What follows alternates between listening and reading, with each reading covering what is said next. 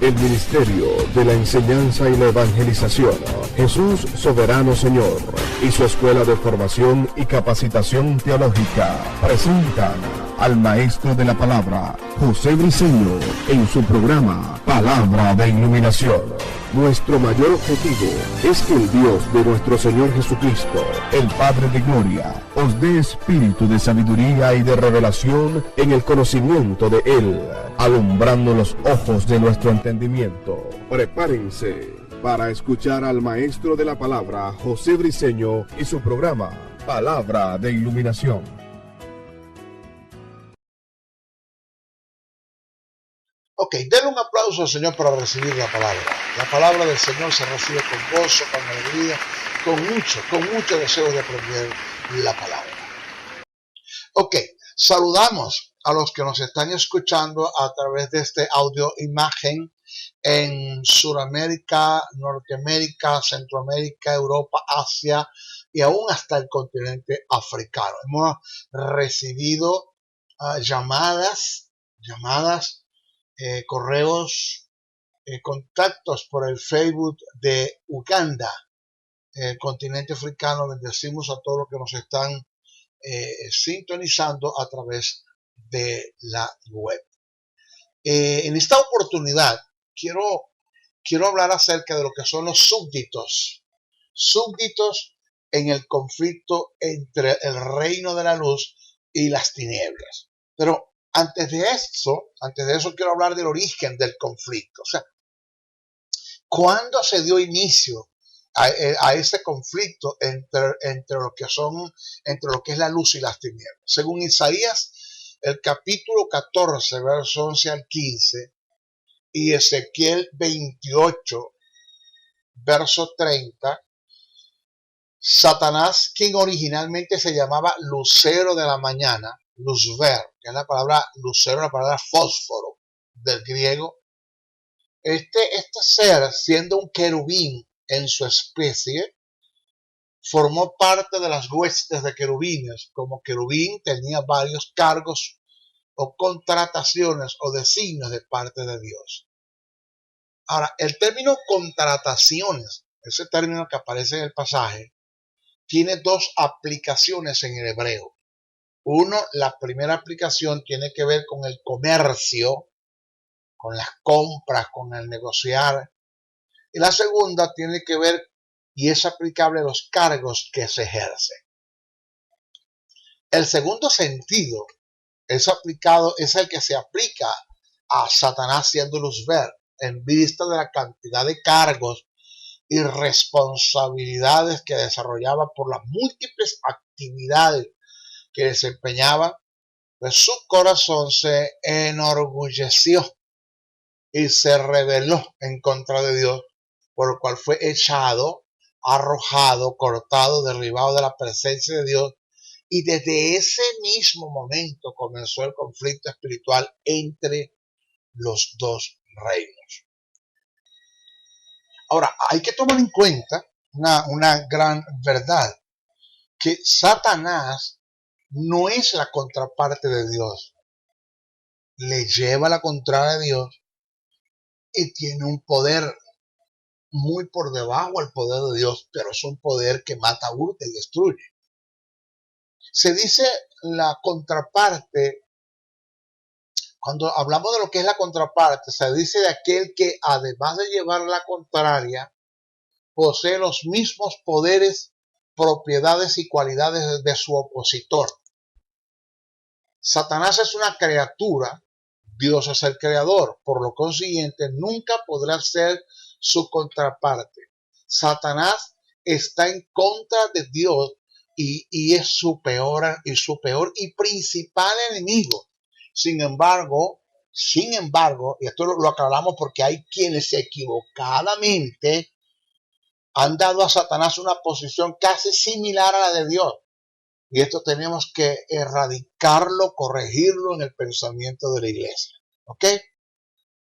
Entonces, en nuestra iglesia tenemos cristianos que viven intimidados, amedrantados, amenazados y cohibidos por la mala información que tienen acerca de Satanás y su posición. ¿Ok?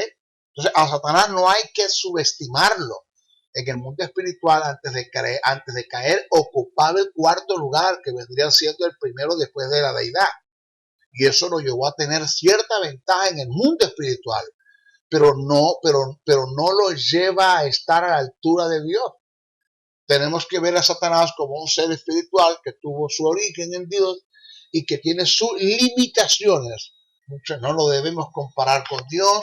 Él no es la contraparte de Dios. Satanás es un ser sobrenatural, pero no es soberano como lo es Dios. ¿Ok?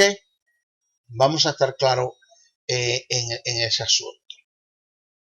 Continuamos presentando lo que son los súbditos en las batallas espiritual en ambos reinos.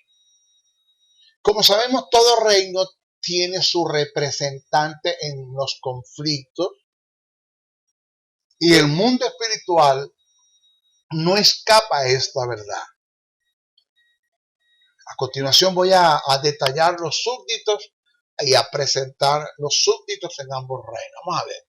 Súbditos del reino de la luz, en el reino de la luz. El máximo representante en el reino de los cielos en la batalla espiritual es y fue Cristo, luego los ángeles y después la iglesia. El conflicto más crítico entre los dos reinos lo libró tiempo pasado Cristo, al tal punto que fue decisivo y determinante. ¿Por qué digo decisivo y determinante? Que es la gran diferencia que hay entre lo que es guerra espiritual y lo que es batalla espiritual. O sea, bíblicamente, según lo que presentan los apóstoles en sus escritos, la iglesia no está en guerra, no está sumergida en ninguna guerra espiritual. El término guerra del griego es o indica un conflicto entre dos reinos que es decisivo y determinante. Es decir, se va a decidir un ganador y un perdedor. Ese conflicto ya lo libró Cristo. Hubo un ganador y hubo un perdedor.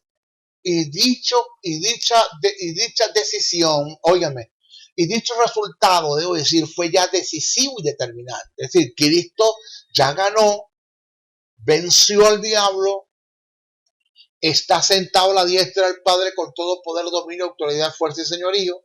Eso es lo que enseña la Biblia. Y ya el diablo quedó totalmente derrotado, despojado. Punto. Dice que Jesús venció al que tenía el imperio de la muerte a través de la muerte, que esto es el diablo. O sea, con la resurrección Jesús vence al diablo. Vence la muerte, vence los Hades, el Hades, vence los principados, vence la potestad, vence al diablo y se levanta como gran sumo sacerdote. Entonces es un conflicto, ese conflicto denominado guerra, ya Cristo lo libró. Eso fue un hecho ya determinante y decisivo. De modo que la iglesia no está pasando por ninguna guerra. La iglesia está librando un conflicto que se llama batalla. El término batalla es un conflicto entre dos reinos que no es decisivo ni determinante, porque ya se determinó y se decidió quién ganó y quién perdió en la guerra. Y ese conflicto lo libró Cristo. La batalla es un conflicto que no es decisivo ni determinante. Repito, ya se decidió quién ganó y quién perdió. La batalla por la cual, el conflicto por el cual la iglesia está pasando, no es un conflicto para la ofensiva, sino para la defensiva. Es decir, la iglesia no batalla con los poderes de la tiniebla para quitarle nada. La iglesia batalla para no dejarse quitar lo que Cristo ya le dio y que le entregó como legado. Esto de que, hermano, hay que conquistar. La iglesia no fue llamada a conquistar nada. Todo lo conquistó Jesús. Lo que Adán perdió en el huerto del Edén por su desobediencia, Cristo lo conquistó en su obediencia. Es más, el hombre en la situación caída en Adán no estaba en el nivel para conquistar lo que Adán perdió.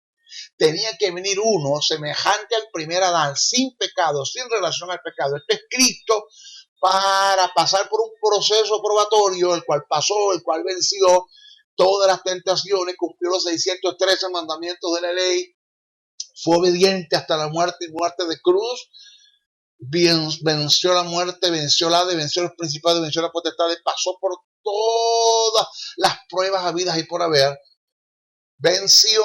Cristo es el que desarma al diablo. Cristo lo desarma. ¿Cómo lo desarma? Quitándole venciendo el pecado y venciendo la muerte, que son las únicas dos armas que Satanás contaba. Después le quita el botín. ¿Cuál es el botín? La vida y la justicia divina y la vida divina que el hombre perdió en el huerto de Edén, se lo quita y después Cristo se lo entrega a la iglesia. De modo que la iglesia no está llamada a conquistar nada. La iglesia está llamada a tomar lo que ya Cristo conquistó y a no dejarse quitar lo que ya Cristo le delegó. Son dos cosas que debemos estar claros, ¿ok? Entonces, en dicho conflicto, el cual la guerra, se determinó un ganador y un perdedor de una manera decisiva. Cristo obtuvo la victoria, el diablo fue derrotado, vencido, oiga, no paralizado. El diablo, a Satanás no hay que subestimarlo, no hay que darle mucha importancia, pero tampoco subestimarlo. Satanás no está paralizado. Cristo no dejó al diablo sentado en una silla de ruedas. El diablo está activo, tiene un poder, oído, hace planes, proyectos. Por eso Pablo dijo, no ignoréis las maquinaciones. La palabra maquinación, la palabra planado, significa que tiene que ver con planes y con proyectos.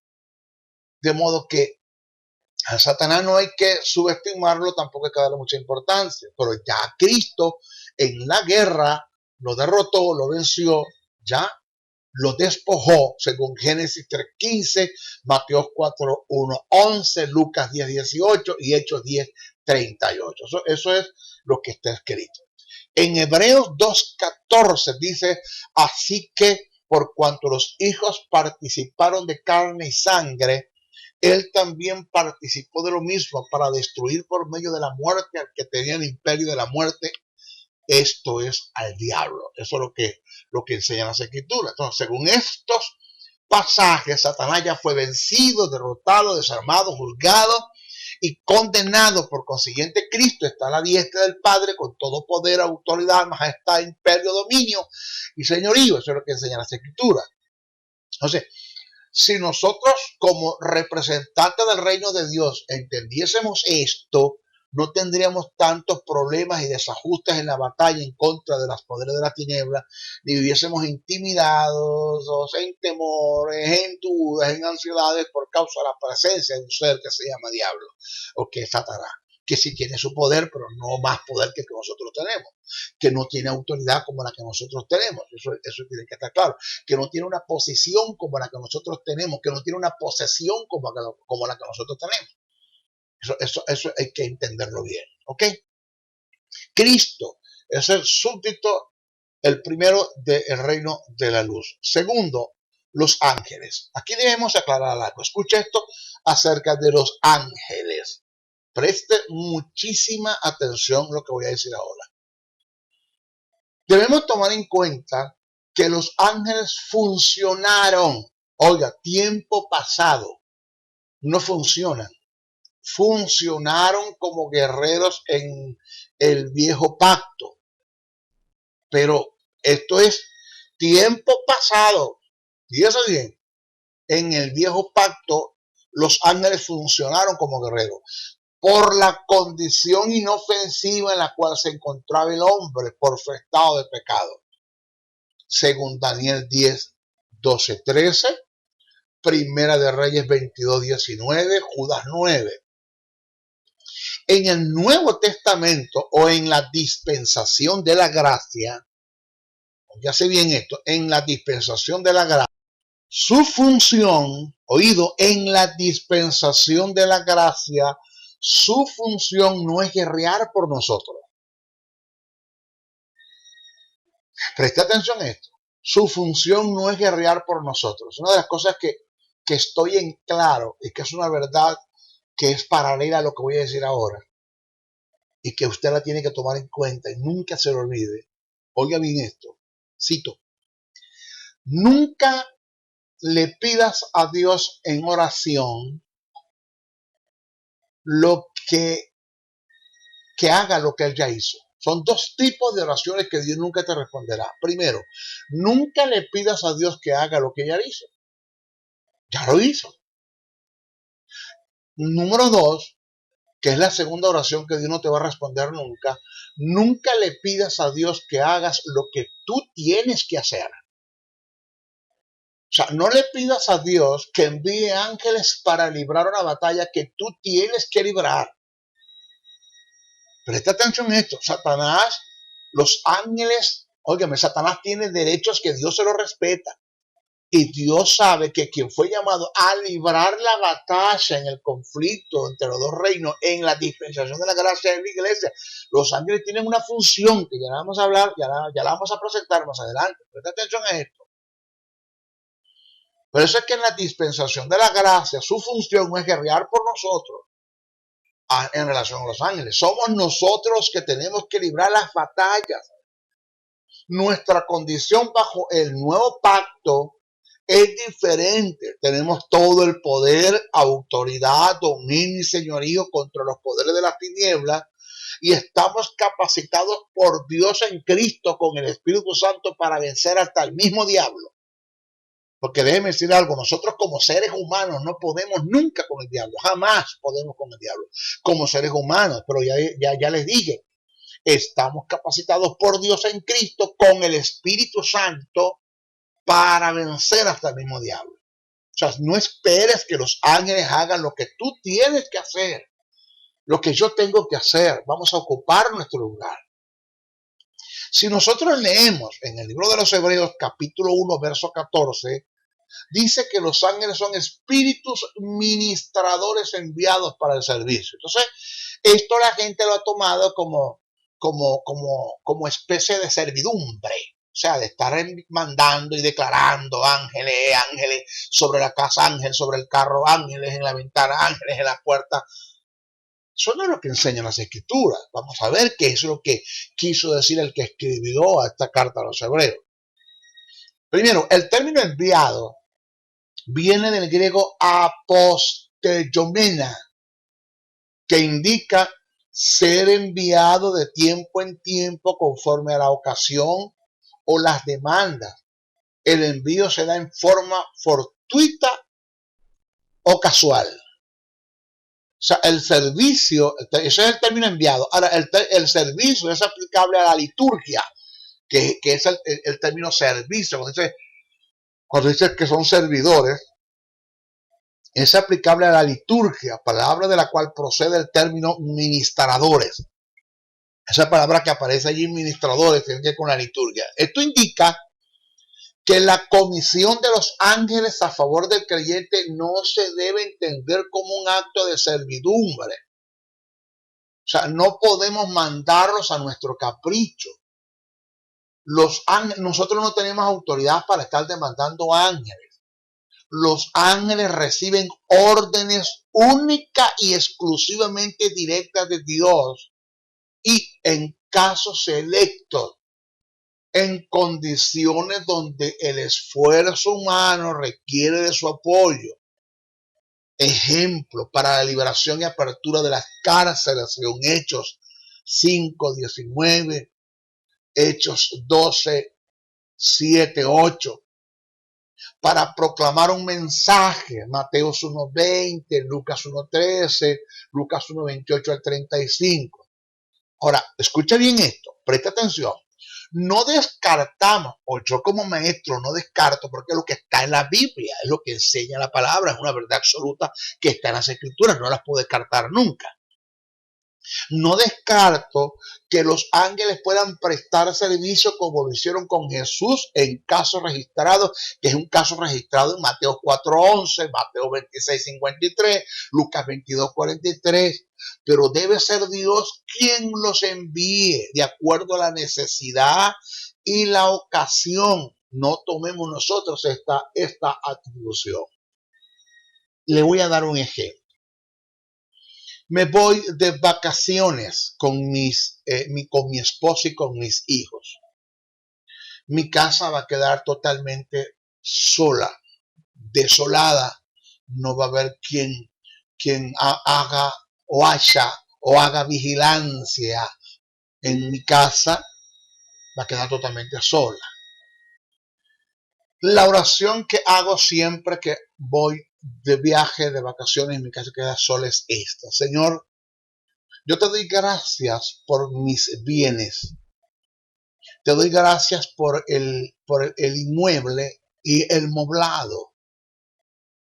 Señor, no tiene sentido de que me hayas dado una herencia y una propiedad donde habite, que es el inmueble, y que me haya, Señor, dado, Señor, bienes, que es el moblado de mi casa, para que un hijo del diablo, influenciado por el diablo, Señor, entre y hurte o robe todo lo que está dentro de mi casa o en mi casa. Señor, yo pido por los méritos que Jesús, por los méritos de Cristo, porque no es un capricho mío, es parte de mi herencia, es parte de mi legado. Yo pido por los méritos de Jesús que si se requiere la presencia de tus ángeles para cubrir mi hogar de cualquier robo, Señor, de cualquier hurto, yo pido, Señor, por los méritos de Cristo, que tú envíes los ángeles para resguardar mis bienes. Te lo pido por los méritos de Jesús. Amén y amén. Dios le dice a Cristo en el cielo, wow, una oración que tiene sentido. Él no se está tomando la atribución ni una autoridad que yo no le he delegado para estar mandando ángeles. Él me está pidiendo a mí que si se requiere que los ángeles hagan acto de presencia, que yo se los envíe. Eso está bien. De modo que si no hay un atentado en contra de sus bienes, pero ¿para qué voy a enviar ángeles? Porque todo quedó bien, todo está bien. Pero si yo veo que hay un atentado y hay alguien que está rondeando su casa con la finalidad y la intención de hurtar o de robar lo que está dentro de su casa, pues entonces voy a enviar la presencia de mis ángeles, ya en forma corpórea, de la imagen de un militar, de un agente policial, a B, y yo voy a enviar los ángeles. O sea, en ese sentido es lo que funciona, es lo que las escrituras dicen que nosotros, es como las escrituras dicen que nosotros debemos demandar ángeles, pero eso es el pedírselo a Dios. No nosotros tomamos una atribución. Es que me voy a viajar, digo, bueno, pues ahora mismo, oh Dios mío, yo demando un ángel que venga. Uno se para en la puerta del fondo, otro en la puerta del frente, otro en las ventanas, otro en el techo. ¡Ahora! ¡Ahora! Ángeles, vengan a mí, a mi servicio, vénganse. Ahora, pues ya va. ¿Dónde dice la Biblia que tú tienes autoridad para eso? Entonces viene Gabriel a tu casa y ve los ángeles ahí plantados y le pregunta a Gabriel, ¿usted qué hace de aquí? No, el señor de esta casa es evangélico y él se fue de viaje y le dio la gana de mandar ángeles y nos paró aquí y tenemos que estar aquí hasta que él venga.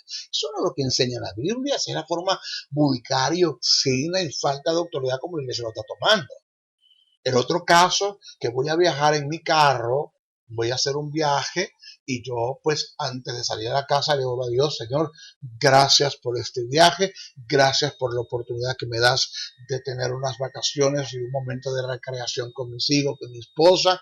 Señor, voy a tomar una carretera, voy a transitar más de 400, más de 800 kilómetros, Señor.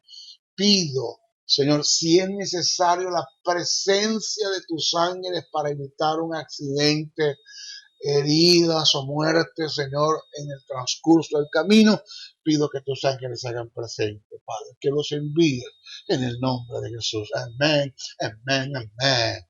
Te dice, wow, qué tremendo. ¿Cuántas veces no he sido librado de accidente? Y he visto, porque no es que he visto los ángeles, pero he visto en la condición que se dio, en las que se pudieron dar, que por ende no se dieron, pude ver y captar y percibir, wow, aquí tuvo la presencia de un ángel del Señor y me libró de este peligro, y me libró de esta posible tragedia de heridas o de muerte. Pero, oiga, no los mandé yo.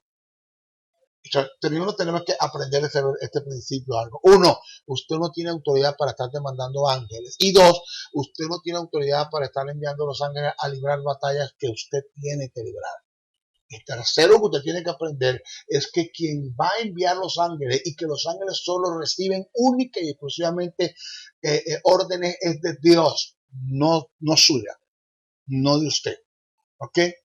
Entonces quítese de la mente la idea de que cada uno como creyente tiene un ángel asignado de parte de Dios como guardaespaldas, tomando fuerzas en nosotros la creencia pagana del ángel de la guardia, dulce compañía, no me desamparas ni de noche ni de día.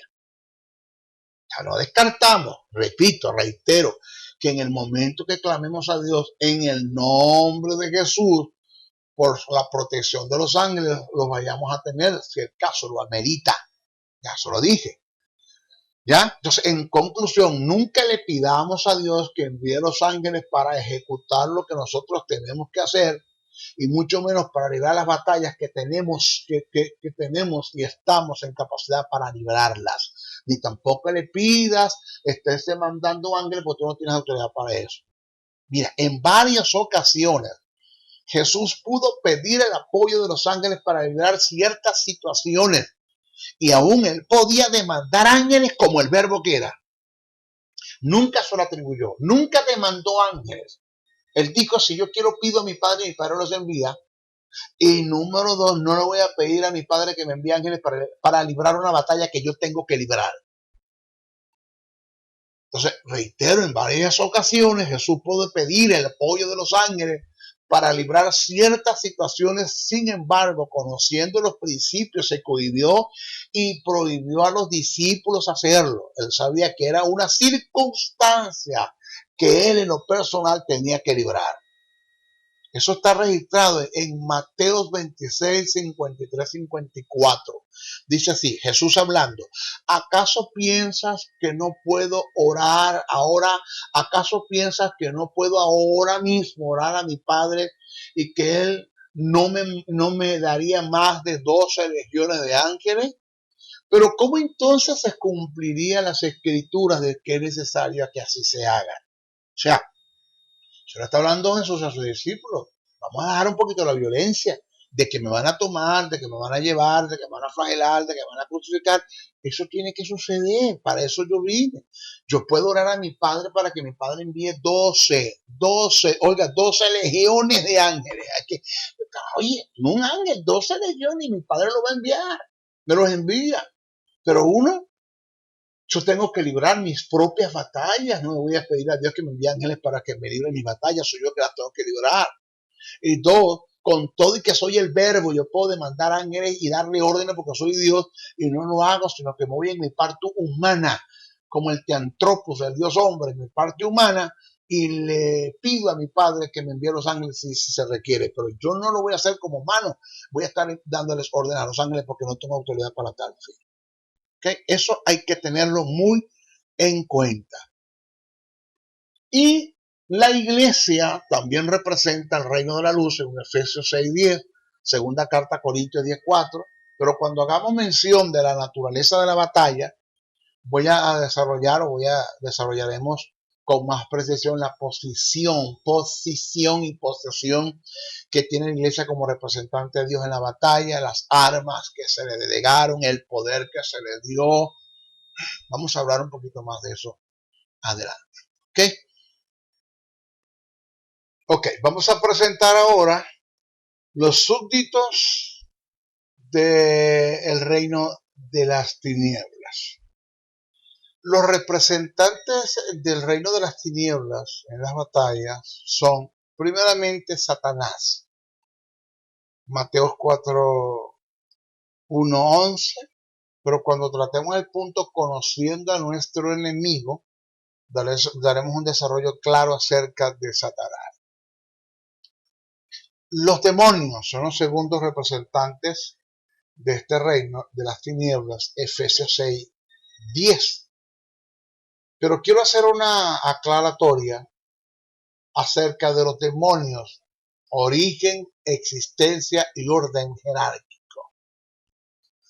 Óigase esto. Su origen.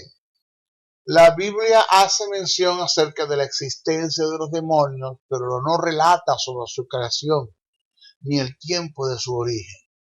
Entendemos según Colosenses capítulo 1, versos 15 al 16, que fueron creados por Dios, pero no aclaran en qué momento, no declara en qué momento. ¿Ok? Esto hay que tenerlo bien claro. Ahora, usted se hará una pregunta. ¿Quiénes son los demonios? ¿Quiénes son los demonios?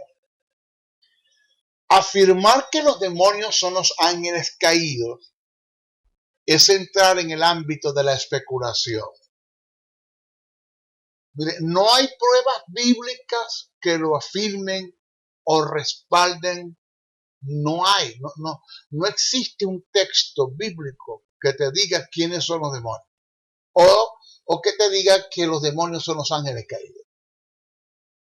Voy a dar razones por las cuales los ángeles caídos no son los demonios. Las escrituras afirman que todos, ¿cuántos? Todos, no se le olvide ese término todos, los ángeles que cayeron fueron puestos en prisiones de oscuridad, que de paso son eternas, como para no salir de ella hasta el día del juicio.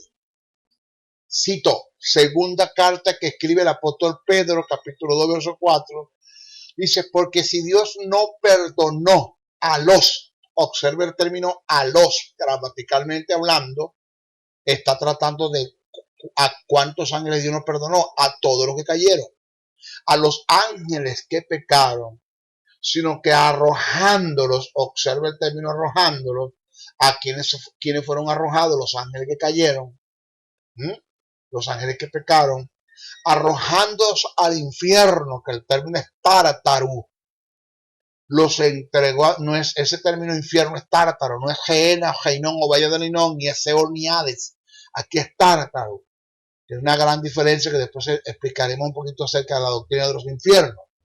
Los entregó a prisiones de oscuridad para ser reservados, observe el término reservados, al juicio. Pero Judas en el verso 6, tiene un solo capítulo, en el verso 6 dice, y a los, observe el término a los ángeles que no guardaron su dignidad, sino que abandonaron sus propias moradas, los ha guardado bajo oscuridad en prisiones eternas para el juicio del gran día. Ahora, si observamos bien en ambos pasajes, se utiliza el plural para hacer referencia a los ángeles en general. La frase a los ángeles que aparece al comienzo de los pasajes da a entender gramaticalmente que todos los ángeles en general fueron arrojados a las prisiones de oscuridad. ¿Cuántos fueron arrojados? Todos los ángeles en general. No quedó uno por fuera para que fuera demonio. Todos fueron arrojados a las prisiones de oscuridad. En este caso, no hay parcialidad de parte de Dios.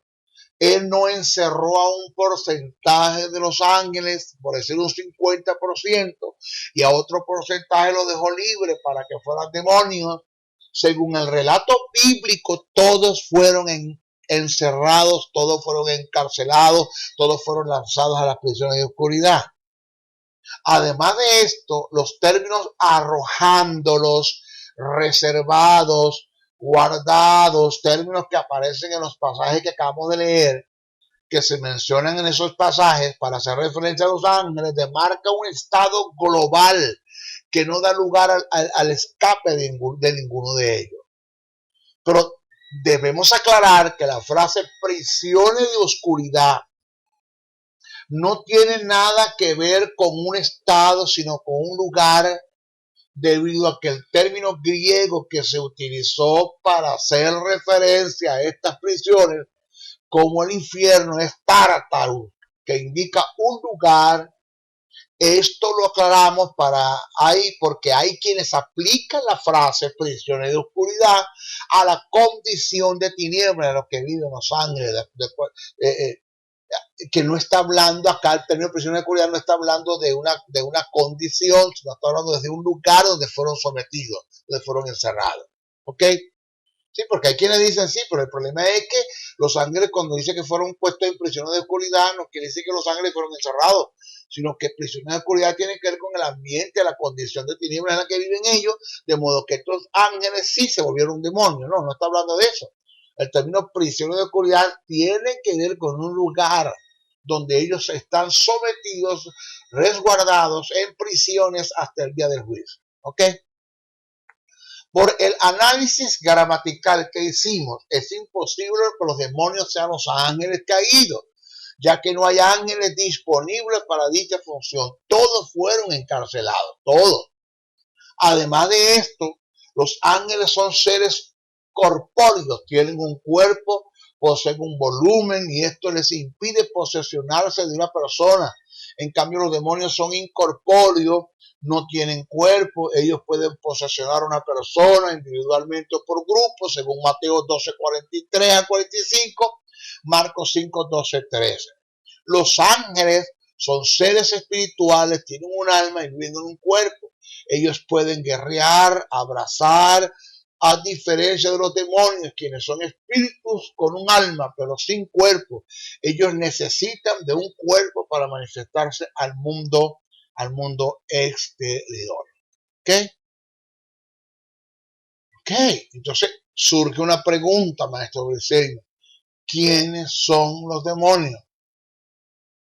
Esa es la pregunta. ¿Quiénes son los demonios? La respuesta es seres espirituales que fueron creados por Dios. Claro, cuando fueron creados, según Colosenses, el capítulo 1, verso 15,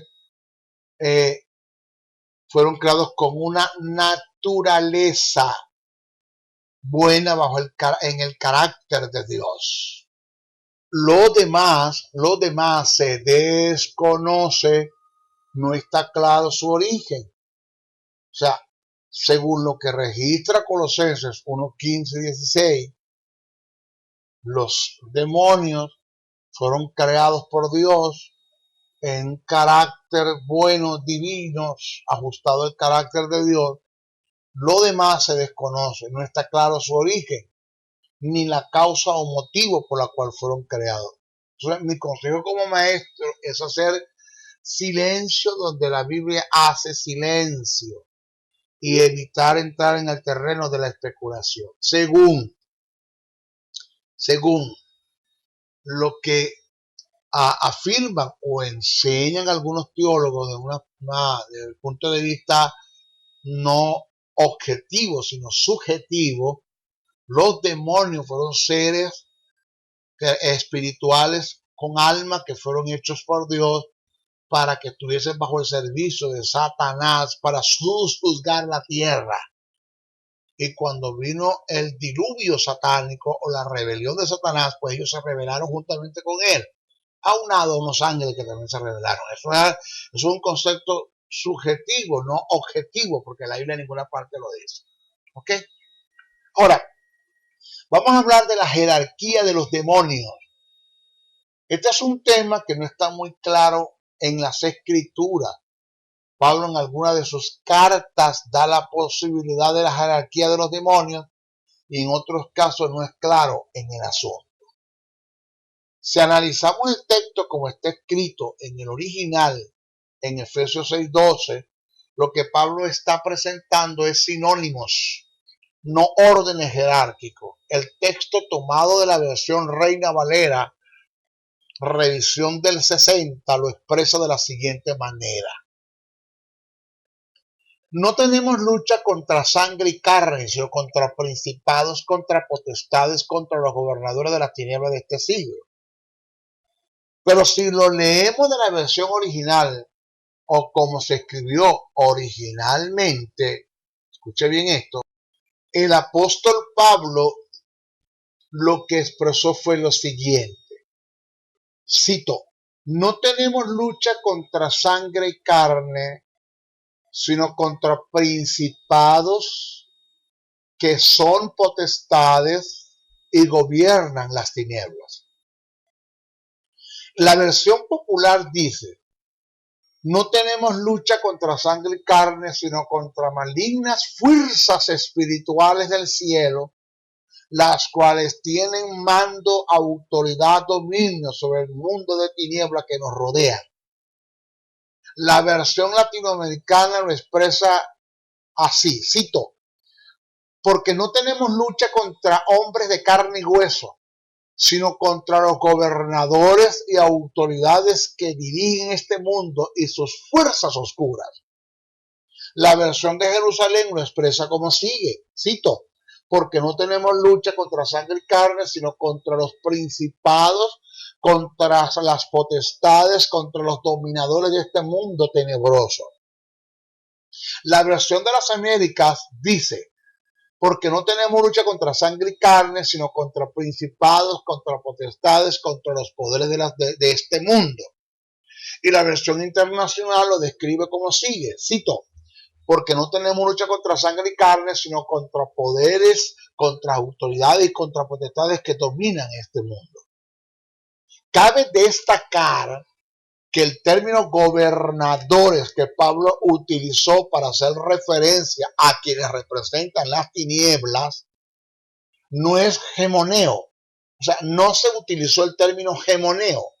Ya aquí estamos acudiendo a una regla de interpretación que nos presenta la hermenéutica, que es la etimología de las palabras. El término gemoneo, que indica uno que dirige una provincia, como el caso de Cirenio, gobernador de Siria, según Lucas 2.2, o Pilato, gobernador de Judea, según Lucas 3.1.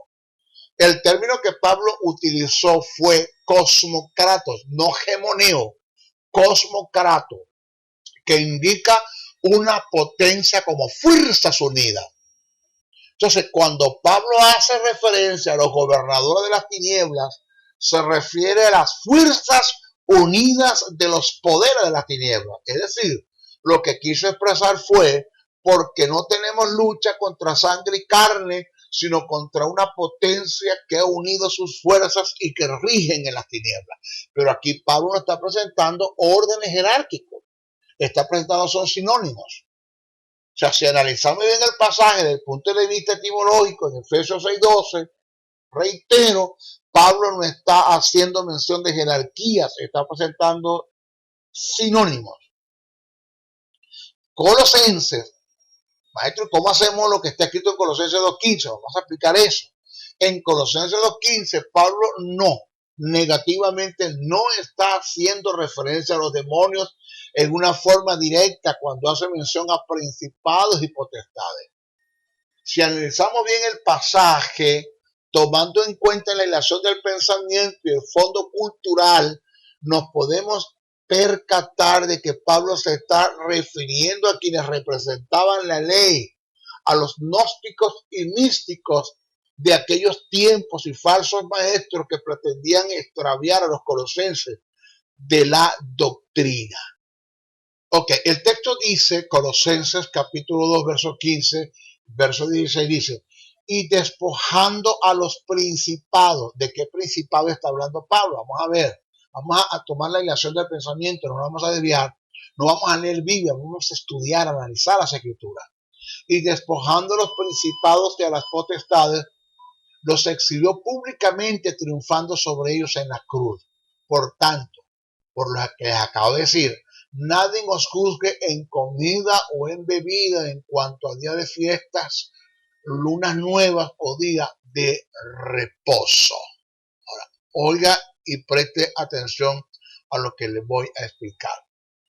El verso 16, Pablo dice: por tanto, es decir, por lo que les acabo de expresar, nadie nos juzgue en comida o en bebida o en cuanto a día de fiestas, que son las fiestas anuales, lunas nuevas, que son las observancias mensuales, o en día de reposo, el sábado, observancia semanal. Fíjense esto.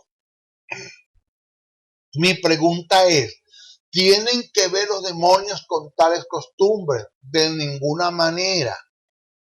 Entonces, de las principados que Pablo está presentando en el capítulo que acabamos de leer de Colosenses 1, 15, 16, no está hablando de demonios. Pero óigame esto, pero debemos hacer la observación bajo otro contexto y entender que Jesús, al vencer y a despojar estos personajes tales como los que representan la ley, los gnósticos y místicos que le brindan culto a los ángeles, pues quedaron al descubierto y derrotados los poderes de las tinieblas que influyen y operan detrás de estas autoridades. Pero esto no da pie para atribuirle a jerarquía a los demonios, porque no es lo que Pablo quiso decir o enseñar en este capítulo. Ahora, por otro lado, si los demonios tienen jerarquías, ¿quién se las delegó? ¿Quién los constituyó? ¿Y para qué fin se les dio dicha jerarquía? Es la pregunta.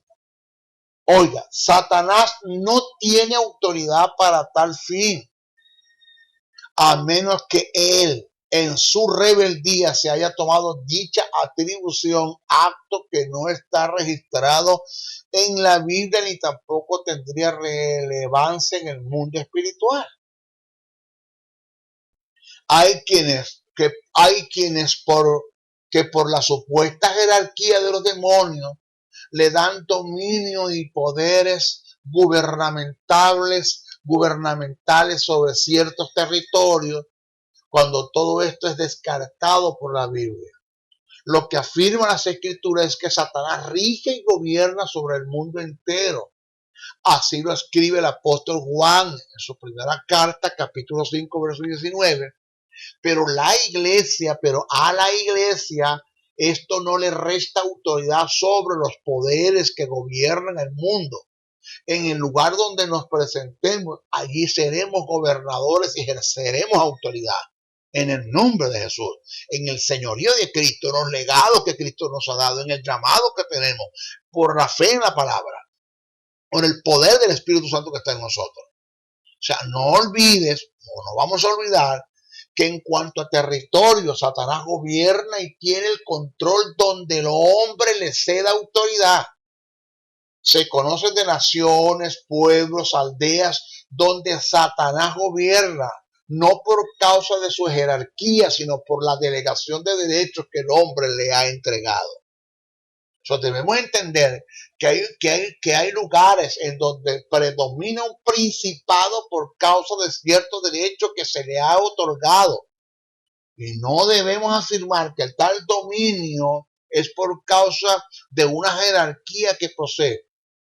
O sea, si yo le cedo y le delego autoridad a Satanás, en mi casa se va a establecer un principado por autoridad que yo le he dado, no por la jerarquía que él tiene. Soy yo el que le cedo autoridad a Satanás. Satanás no tiene ningún tipo de autoridad. Cristo le quitó toda la autoridad. No le quitó el poder, pero le quitó la autoridad. Entonces Satanás no tiene tal autoridad como para venir a mi casa y estaciarse y poner un principado acá porque yo lo voy a colocar porque tengo autoridad. Eso no es lo que enseña la Biblia. Dígame, por favor, no demos a Satanás y a los demonios privilegios que no le pertenecen. No lo hagamos. Eso no es lo que enseña la Biblia. Ahora, servidores de Satanás, que son los que también representan las tinieblas, son todas aquellas personas que están al servicio de Satanás en una forma directa y completa, tales como agoreros, brujos, hechiceros, encantadores, aunque nuestra lucha no es contra sangre ni carne, o sea, contra hombres de carne y hueso, en su mayoría Satanás utiliza como instrumento a este tipo de personas. ¿Ok? Bendiciones, bendiciones, bendiciones. Si has sido bendecido a través del mensaje transmitido en este programa, comunícate por los teléfonos 0058-416-860-7602, 0058-414-9992 o al 0058-261-737-3387. Escríbenos a los correos electrónicos josebriceno77@hotmail.com, jesussoberano77@hotmail.com. Y si deseas seguir disfrutando de estos mensajes, ingresa a nuestro portal web maestrojosebriceno.blogspot.com. Suscríbete a nuestro canal en YouTube o visítanos en Facebook. Será hasta una nueva oportunidad en su programa Palabra de Iluminación.